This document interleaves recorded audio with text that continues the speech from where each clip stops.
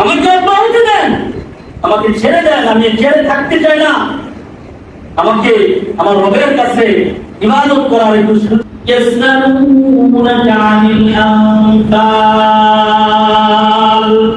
আল্লাহ বলেন, বন্ধু তারা তোমাকে যুদ্ধপ্রাপ্ত সম্পদ সম্পর্কে জিজ্ঞাসা করছে, আপনি তাদেরকে বলুন উলিল আনফালু লিল্লাহি ওয়ার রাসূল, বড় যুদ্ধপ্রাপ্ত সম্পদ হচ্ছে আল্লাহ ও তার রাসূলের। সুবহানাল্লাহ।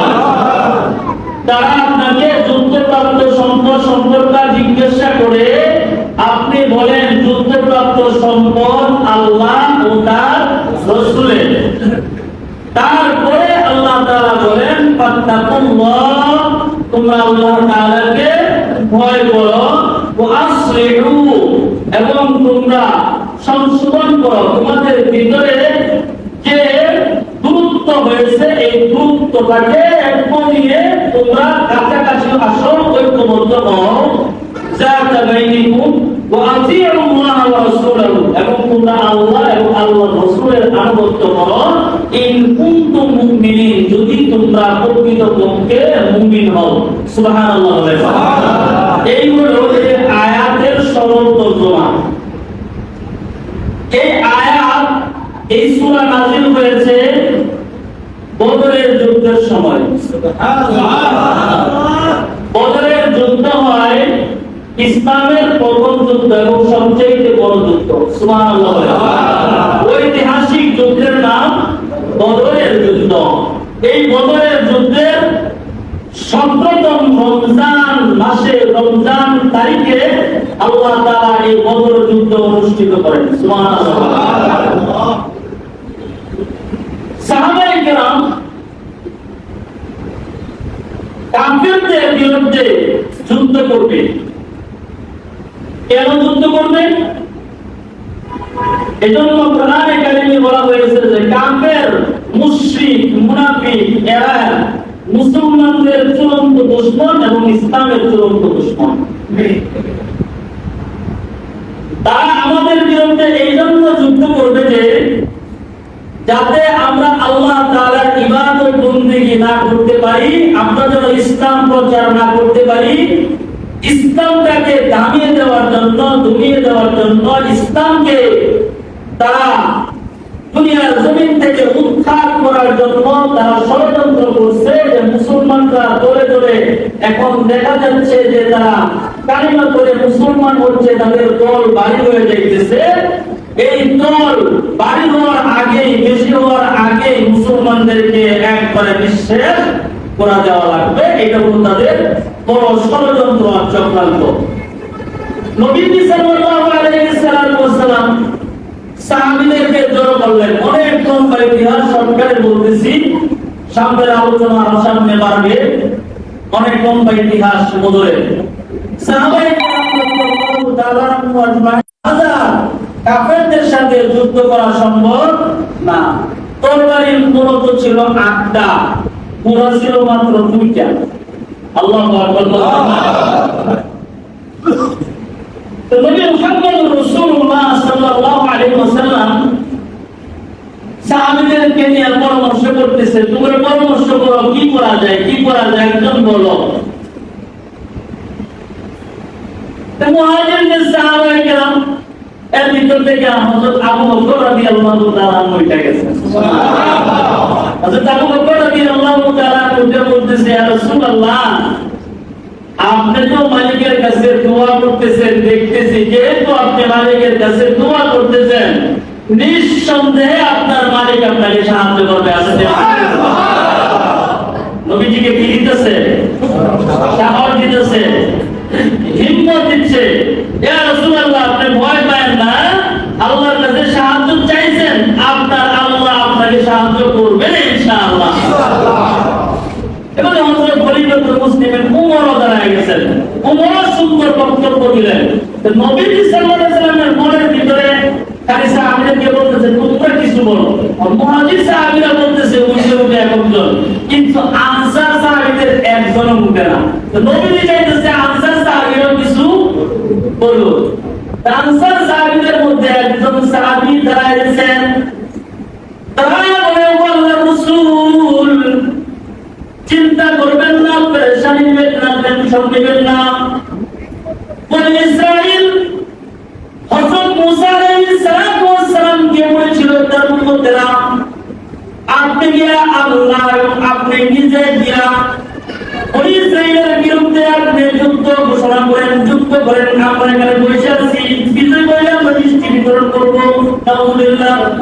ইয়া রাসূলুল্লাহ, আমরা মুসা নবীর উম্মতের মতো হইলাম না, বলে দিলাম আল্লাহর রাসূল আপনি সামনে আগায় যান, আপনার ডাইনে বামে সামনে পিছনে আমরা আপনার জন্য খুঁটি হয়ে দাঁড়ায় যাব। আর ময়দান থেকে আল্লাহর রাসূল আপনি যাইতে লাগেন, ময়দান থেকে ফিরব না যতক্ষণ পর্যন্ত আমাদের শরীরে এক ফোঁটা রক্ত আছে, ততক্ষণ পর্যন্ত কাফেরদের বিরুদ্ধে আমরা যুদ্ধ করে যাব ইনশাআল্লাহ। নবীজিকে সাহস দিলেন। নবীজি একটা হাসি মারছেন, সুবহানাল্লাহ। নবীজি একটা মুস্কি দিয়ে হাসি মারছেন, কিতাবের মধ্যে লেখে যে চাঁদের আলো প্রথম আসলে যেরকম ঝিকিমিকি উঠে, সূর্যের আলো যেরকম ঝিকিমিকি হয়ে উঠে যায়, নবীর হাসিটা সূর্যের মতো ঝিকিমিকি দিয়ে উঠে গেছে। এত সুন্দর একটা হাসি নবীজি দিচ্ছেন, হিম্মত আর সাহস নবীজিকে দিচ্ছে।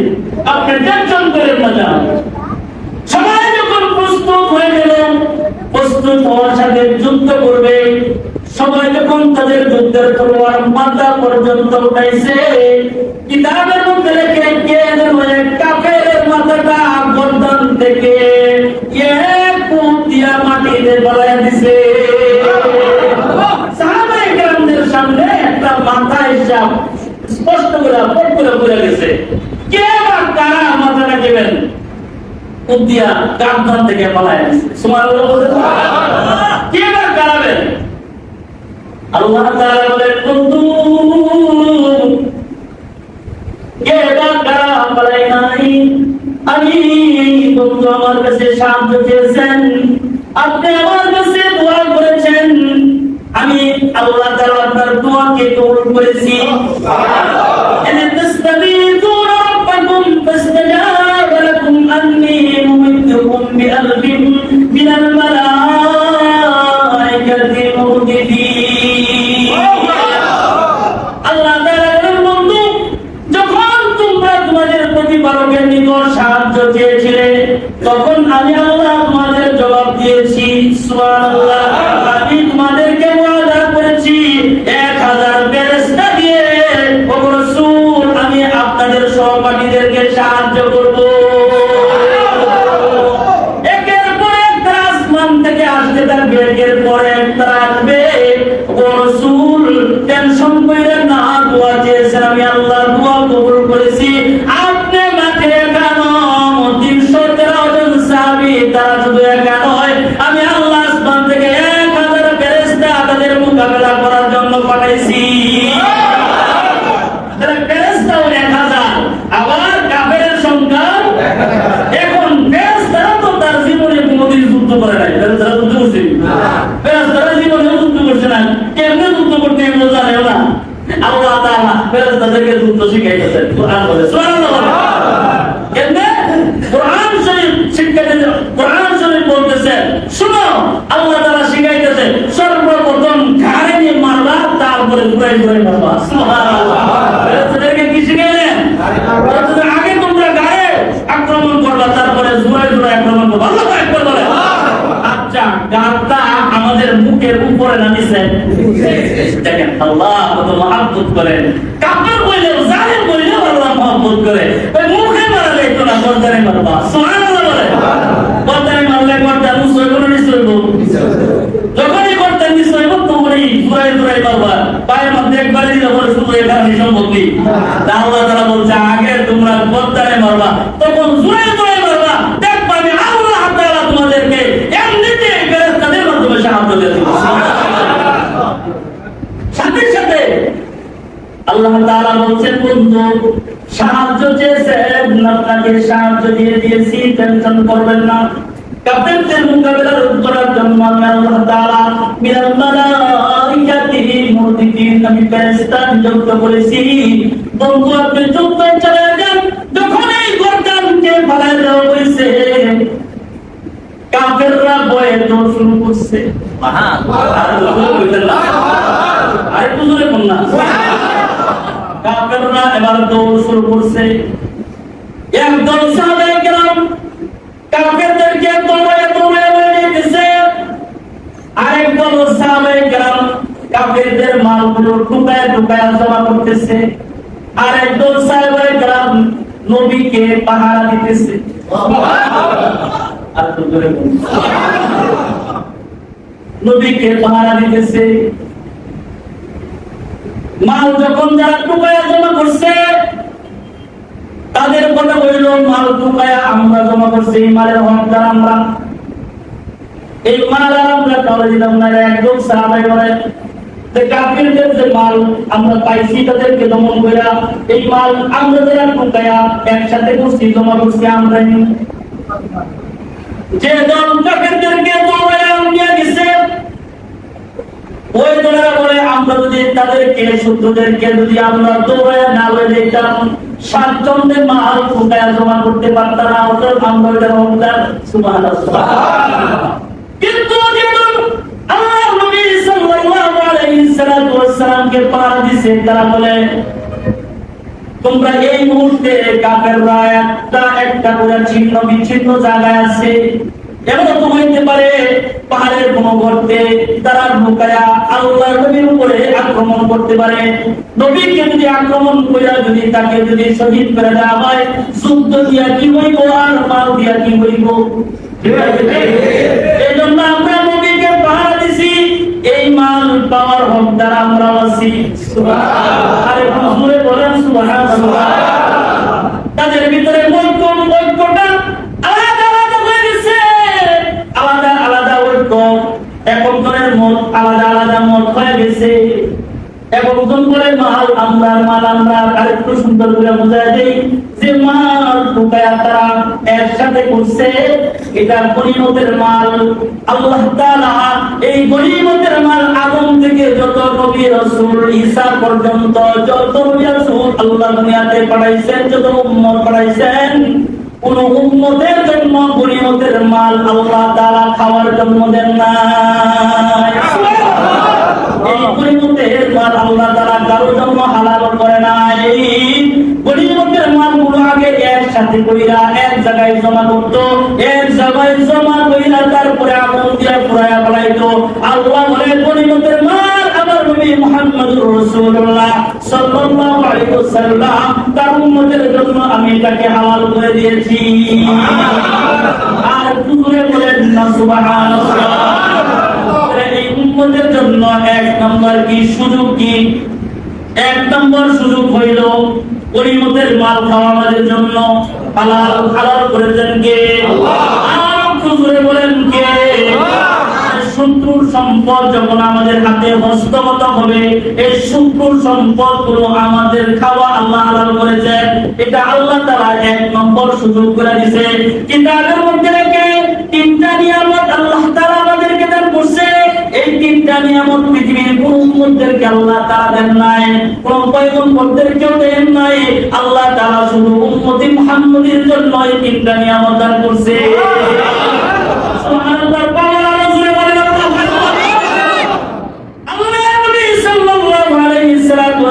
উম্মতের জন্য আল্লাহ তাআলা এই নিয়ামত বরাদ্দ করছে। এক নম্বর নিয়ামত হইল শত্রুর হাতের হস্তগত সম্পদ যখন আমরা যুদ্ধে বিজয়ী হব, এই যুদ্ধে বিজয়ের সম্পদ গুলো আমরা রক্ষণ করতে পারবো, এক নম্বর নিয়ামত। 2 নম্বর আল্লাহ তাআলা তামাম পৃথিবীটাকে আপনি আমার জন্য নামাজের জায়গা নামাজ বানায় দিয়েছেন। তামাম পৃথিবী আমাদের জন্য নামাজের জায়গা নামাজ। আপনি খেত খামারে কাজ করেন বাবা, আপনি রোয়া লাগাইতেছেন, আপনার কাজে কিংবা আপনার গোবরের মধ্যে একটা গামছা আছে, আযান হয়ে গেছে, আল্লাহু আকবার লা ইলাহা ইল্লাল্লাহ, আযান হয়ে গেছে গা, আর নামাজের ওয়াক্ত হয়ে গেছে গা। আল্লাহ বলে গামছাটা কইলা তোমার ক্ষেতের আইলের মধ্যে গামছাটা জায়নামাজের মতো বিছায় দাও, ওই জায়গায় সেজদা করলে আমি সওয়াব তোমাকে দান করব। তামাম পৃথিবীটাকে আমি আল্লাহ তোমার জন্য জায়নামাজ বানাইছি, সুবহানাল্লাহ। উম্মতের জন্য আমি আল্লাহ তাআলা অন্য উম্মতের জন্য জায়নামাজ বানায় দেই নাই, সুবহানাল্লাহ। তবে মাটি পবিত্র হওয়ার জন্য মাটির শব্দ হওয়া জরুরি, শুকনা হওয়া জরুরি।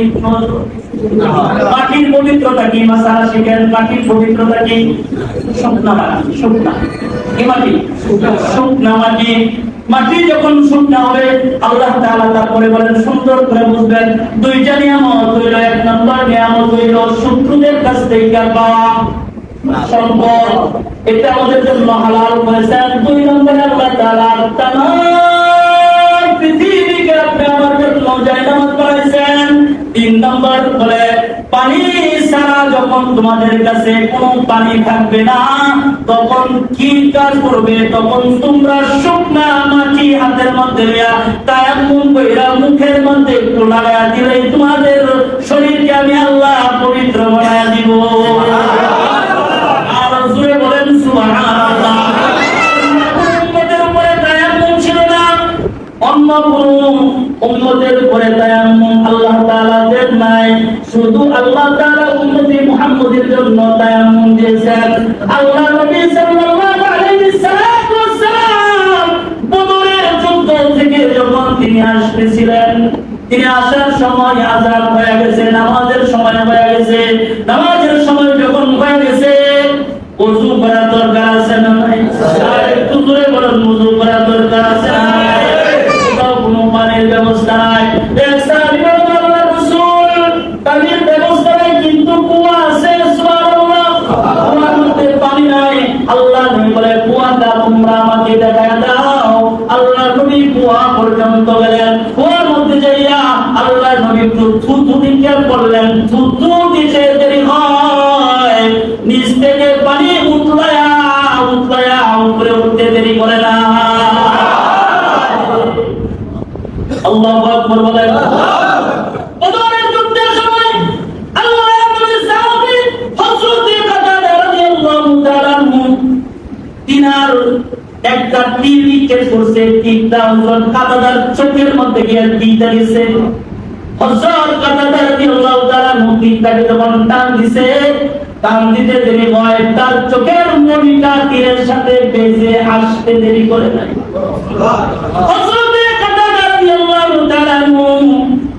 এই চোখের মনিটা লইয়া নবীজির দরবারে গেছে।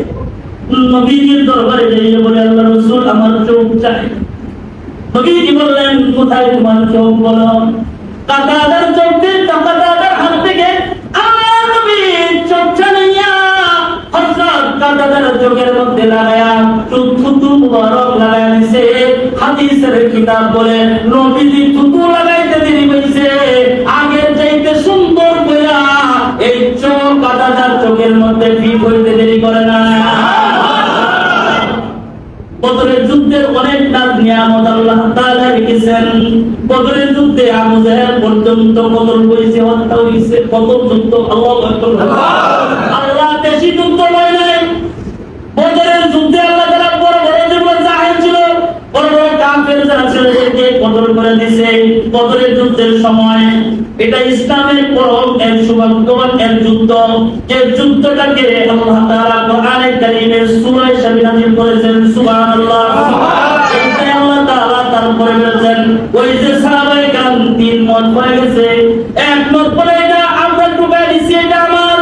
আরেকজন বলে আমরা সূত্র দৌড়াই দিছি, এই সম্পদ আমার। আরেকজন বলে নবীজিকে পাহাড় দিছে, এই সম্পদ আমার। তিন দল যখন হয়ে গেছে, মত তিনটা হয়ে গেছে, সব সাহাবায়ে কেরাম একত্রিত হইয়া আল্লাহ নবী সাল্লাল্লাহু আলাইহি ওয়াসাল্লামের দরজায় আসেন, দরবারে আসেন। আয়েশা বলে, ইয়া রাসূলুল্লাহ, এই যে যুদ্ধরত সম্পদ আপনার সামনে, এগুলো কিভাবে আমরা নিব? সুবহানাল্লাহ। এটা আমরা কিভাবে নিব? এর আগে আরেকটা কথা বইলা দেই। আল্লাহ নবীর সাহাবী সাদ ইবনে আবি ওয়াক্কাস রাদিয়াল্লাহু তাআলা আনহু বদরের যুদ্ধে একজনকে কতল করে হত্যা করে, কাফেরকে হত্যা করে, কাফেরকে হত্যা কইরা তার জুল কুতাইবা নামক একটা তরবারি পাইছে, সুবহানাল্লাহ। এই তরবারিটা বড় সুন্দর একটা তরবারি। তরবারিটা সাদ ইবনে আবি ওয়াক্কাসের বড় পছন্দ হয়েছে। এই তরবারিটা আল্লাহ নবীর কাছে নিয়ে আসছে। আয়েশা বলে, ইয়া রাসূলুল্লাহ, এই তরবারিটা বড় আমার পছন্দ হয়েছে, আপনি আমাকে যদি তরবারিটা দিতেন। নবীজি সাল্লাল্লাহু আলাইহি ওয়াসাল্লাম বলে, তরবারিটা তুমি কোথা থেকে আনছো? কয় গনিমতের মাল থেকে নিয়ে আসছি। কয় যেখান থেকে আনছো ওখানে রেখে দাও। গনিমতের মালের কাছে রেখে দাও, তরবারি এখন দেওয়া যাবে না। হযরত সাদ ইবনে আবি ওয়াক্কাস বলে, আমার মনের ভিতরে বড় যন্ত্রণা, বড় কষ্ট, এটা আমি তোমাদেরকে বোঝাইতে পারবো না। এক নম্বর যুদ্ধের ময়দানে আমার ভাইকে আমি শহীদ হয়েছে, আমি আমার ভাই হারাইছি। দুই নম্বর জুল কোথায় নামক ওই দুশমনকে হত্যা করে তার কাছ থেকে তরবারিটা, তলোয়ারটা আমি আনছি, নবীর কাছে চাইছি, নবী আমার দেয় নাই। এটা তার মনে বড় ব্যথা।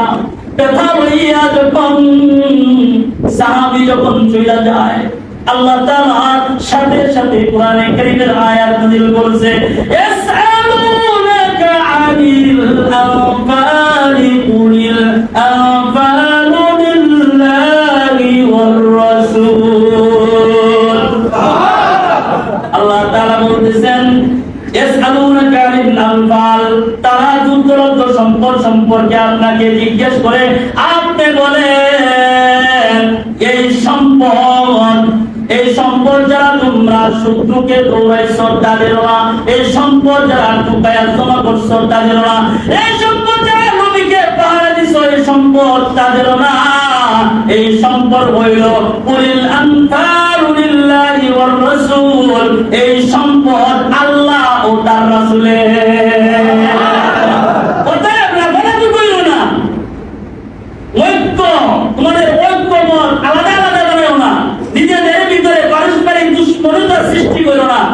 এই মাল তোমাদের কারও না, এই মাল কার? আল্লাহ এবং তার রাসূলের। দেখেন আল্লাহ কত মহব্বত করে আমাদের কাছে। দেখেন আল্লাহ কথা কইলে কই আমারও আল্লাহ রাসূলের, সুবহানাল্লাহ। আল্লাহ কোন মাল দরকার আছে? আল্লাহ এর জন্য বুঝাই, নবীর মাল মানে আমার মাল, সুবহানাল্লাহ। আমার মাল মানে নবীর মাল, সুবহানাল্লাহ। কি মজা। তো অন্তত শুনো, এই মাল তোমাদের কারণে ও সাহাবী রাগ করে মন কষ্ট নিয়ে চলে যাইতেছে, নবীজি ডাকছে, এ সাদ ইবনে আবি ওয়াক্কাস, আসো আসো। সাদ ইবনে আবি ওয়াক্কাস আসছে। আসার পরে আল্লাহ নবী ওই তরবারিটা, জুলকুতাইবা নামক তরবারিটা আল্লাহ নবী সাহাবীর হাতে দিয়ে বলছে, এতক্ষণ পর্যন্ত এই মালের মালিক আমি ছিলাম না, আল্লাহর কোরআনের আয়াত নাযিল হয়েছে, এখন এই মাল আল্লাহ তাআলা আমারে দিয়েছে, আমার মাল থেকে আমি তোমাকে দান করলাম। কুলিল আনফালু লিল্লাহি ওয়ার রাসূল, এই মাল আল্লাহ এবং আল্লাহর রাসূলের। সাহাবায়ে কেরাম বলে, আমরা আলাদা হয়ে গেলাম। তখন যেটা আল্লাহর মাল, তখন এভাবে তার মতনক্য করার কোনো ভাব নাই। আল্লাহর মাল আল্লাহকে দিয়ে দিলাম, সুবহানাল্লাহ। আল্লাহর মাল যে আল্লাহ তাআলাকে দিয়ে দিয়েছে, ওর আয়াতে আল্লাহ তাআলা বলতেছে, ওয়ালামু আন্নামা গানিমতুম মিন শাইইন ফাআন্না লিল্লাহি খুমুসাহু ওয়া লির-রাসূলি ওয়া লিযিল কুরবা ওয়াল ইয়াতামা ওয়াল মাসাকিন ওয়া বিনিস সাবিল।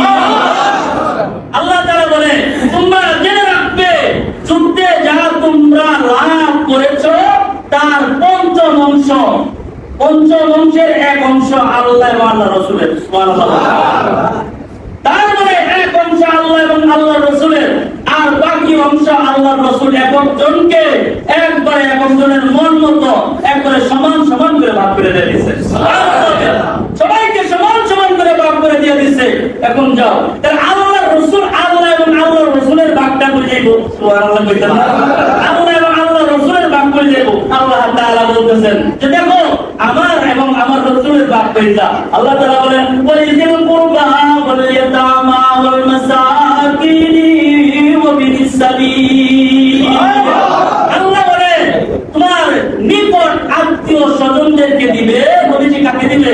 নিজের আত্মীয় স্বজনদেরকে দিবে, ইয়াতামা ইয়াতীমকে দিবে, মিসকিনদেরকে দিবে, মুসাফিরকে দিবে। আল্লাহ নবীর সবাইকে আল্লাহর নবীর জায়গা থেকে আল্লাহর নবী যে পাক পাইবে, এই পাক থেকে মুসাফিরও পাবে, ইয়াতীমও পাবে, মিসকিনও পাবে, নিকট আত্মীয় স্বজনও পাবে। নবী এখানে না, আমার কাজ আল্লাহ এবং তার রাসূলের এর সবারই দিয়া নবী চিনে। সুবহানাল্লাহ। তারপরে শুনে এই আয়াত নাযিল হয়েছে, শোনো এই মাল কার না, এই মাল আল্লাহ এবং তার রাসূলের। এখন এখান থেকে আরেকটু জিনিস সুন্দর করে আপনারা বুঝবেন, সেটা হচ্ছে এখানে আল্লাহ তাআলা বদরের যুদ্ধে পরস্পর এই যে কাফিরদের মোকাবেলা করছে, কাফিরদের সাথে যুদ্ধ করছে, বিজয় নিছে। বিজয় দিচ্ছেন কে? আল্লাহ। বলেন কে বিজয় দিচ্ছে? আল্লাহ বিজয় দিচ্ছেন। আল্লাহ তাআলা বিজয় দান করছেন। এই বিজয়টা পৃথিবীর ইতিহাসের সবচেয়ে বড় বিজয়। আল্লাহ আল্লাহ রাসূলের নাম, তারপরে আল্লাহ তাআলা তারপরে আল্লাহ তাআলা বলেন ফাত্তাকুল্লাহ, তোমরা আল্লাহ তাআলাকে ভয় করো। কেন বলেন? তোমরা আল্লাহ তাআলাকে ভয় করো। ওয়া আসলিহু, নিজেদের মধ্যে দূরত্বটাকে কমিয়ে কাছাকাছি আসো। সুবহানাল্লাহ। আসলিহু, নিজেদের ভিতরে সংশোধন করো। ওয়া আসলিহু ইয়াসলাহ, বললে ইখলাস আসে। সুবহানাল্লাহ। ইসলাম হইলে ইখলাস আসে, আর ইখলাস যখন আসে তখন জ্ঞানের মহব্বত থাকে না, মালের মহব্বত থাকে না। আর হুজুরে বলেন ইসলাম হইলে মালের মহব্বত থাকে না, এমপি হওয়ার মহৎ থাকে না, মন্ত্রী হওয়ার মন মানসিকতা থাকে না। যা কিছু করবে তখন সে আল্লাহর জন্যই করে, তখন সে সবকিছু আল্লাহ তাআলার জন্যই করে। এজন্য আল্লাহ তাআলা বলেন আগে ইসলাহ করো, আগে তোমরা ইখলাস করো। সুবহানাল্লাহ বলেন। আগে ইসলাহ করে সংশোধন হও তোমরা। ওয়া আসলিহু, তোমরা নিজেদের পরস্পর ইসলাহ করো, সংশোধন করো। হযরত খলিফাতুল মুসলিমিন আবু বকরের শাসনামল, আবু বকরের শাসনামলে হযরত খলিফাতুল মুসলিমিন বিচারপতির চেয়ারে দায়িত্বে আছে। খলিফাতুল মুসলিমিন হযরত ওমর বিচারপতির দায়িত্বে বিচার করে মানুষের। সুবহানাল্লাহ। 2 বছর পর্যন্ত চেয়ারে বসে রয়েছে, কোন বিচারক ওমরের কাছে আসে না। সুবহানাল্লাহ। কোন বিচারক হযরত ওমরের কাছে আসে না।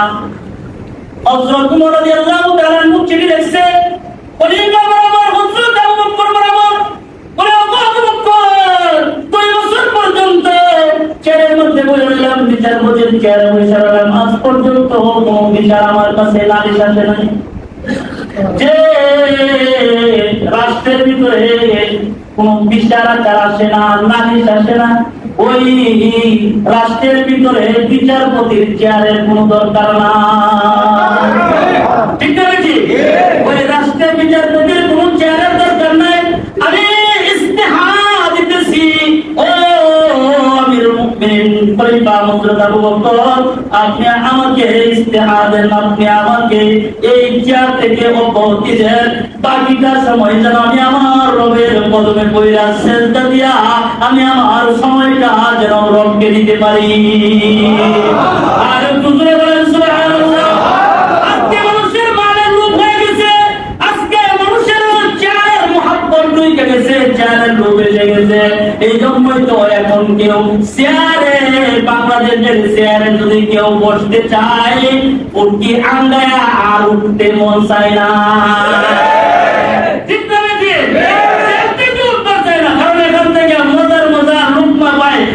মজার খাওয়া পায়, এই খাওয়া এমন ভাবে খায়, এই খাওয়া খাইতে খাইতে খাইতে খাইতে পরে ভর বেরিয়ে যায়। কথা বলেন ঠিক আছে?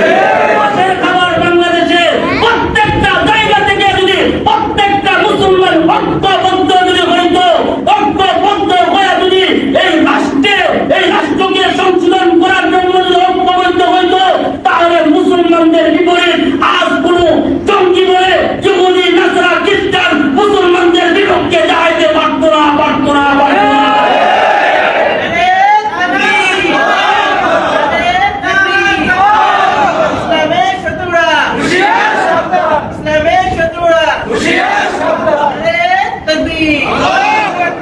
খলিফা হুজুর বলে আমাকে অব্যাহতি দেন, আমাকে ছেড়ে দেন, আমি ছেড়ে থাকতে চাই না, আমাকে আমার রবের কাছে ইবাদত করার একটু